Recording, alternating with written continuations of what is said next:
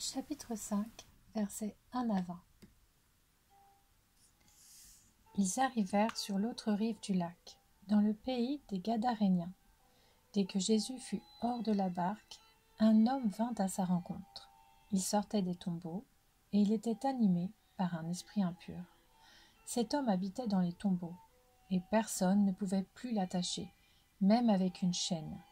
En effet, souvent on l'avait attaché avec des fers aux pieds et des chaînes, mais il avait cassé les chaînes et brisé les fers, et personne n'avait la force de le maîtriser. Il était sans cesse, nuit et jour, dans les tombeaux et sur les montagnes. Il criait et se blessait lui-même avec des pierres.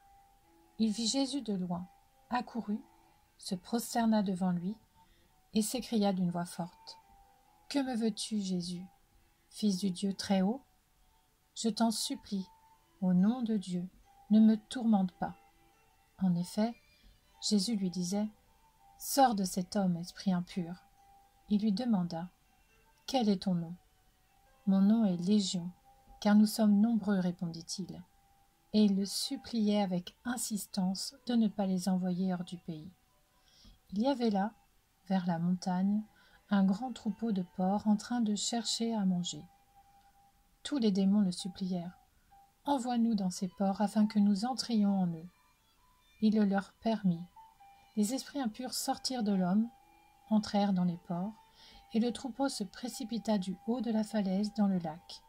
Il y avait environ 2000 porcs, et ils se noyèrent dans le lac. Les gardiens du troupeau s'enfuirent et allèrent le raconter dans la ville et dans les campagnes. Les gens allèrent voir ce qui était arrivé. Ils vinrent vers Jésus et virent le démoniaque, celui qui avait eu la légion de démons, assis, habillé et dans son bon sens, et ils furent saisis de frayeur. Ceux qui avaient été témoins de la scène leur racontèrent ce qui était arrivé au démoniaque et aux porcs. Alors ils se mirent à supplier Jésus de quitter leur territoire. Comme il montait dans la barque, celui qui avait été démoniaque le suppliait, demandant à l'accompagner. Jésus ne le lui permit pas, mais lui dit : « Va dans ta maison, vers les tiens, et raconte-leur tout ce que le Seigneur a fait pour toi, comment il a eu pitié de toi. » Il s'en alla et se mit à proclamer dans la Décapole tout ce que Jésus avait fait pour lui. Et tous étaient dans l'étonnement.